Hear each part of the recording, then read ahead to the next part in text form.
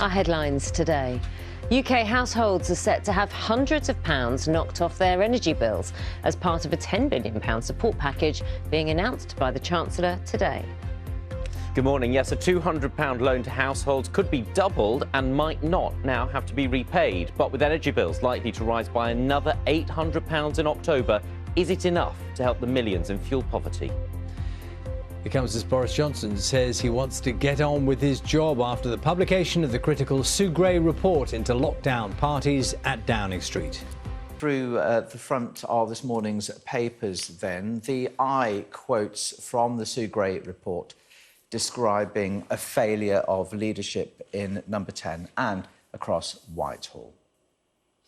The Guardian mentions the drinking, fights and vomiting that the report says took place at the gatherings. Today's Financial Times describes Boris Johnson as unbowed by the lurid details contained in the report. The Mail says what many Conservative supporters believe, that Boris Johnson feels he has been vindicated. The headline, "Is that it?" There are similar sentiments in the Express, which says, really, is this what all the fuss is about? As the Sun urges the Prime Minister to get on with the job of helping people through the cost of living crisis.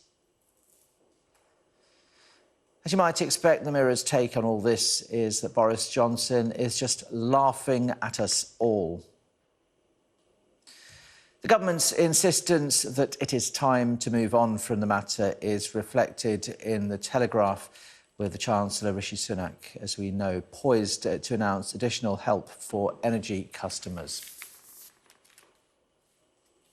Also, today's Times says the Chancellor will announce that every household in Britain is to get hundreds of pounds to help them cope with the cost of living. Front pages, one story dominating very much front pages, of course. Sue Gray's Partygate report, drinking fights, vomiting, all in a day's work, says Prime Minister. It's how The Guardian responds to Mr Johnson's claim that he was oblivious to the culture of boozing and partying at Downing Street during lockdown. The Daily Mirror contrasts a photograph of the COVID memorial wall, which remembers those who died during the pandemic, with an image of Mr Johnson enjoying food and drink at his lockdown birthday event in the Cabinet Room. While we were sacrificing and mourning, says the paper, they were laughing at us all. Let's have a look at The Sun. The party is over, is the headline there, which appeals directly to the Prime Minister to move on from the scandal, focusing on helping its readers through what it calls the desperate cost of living crisis. And it's the cost of living that makes the lead story on the Times newspaper, reporting on the top story, our top story.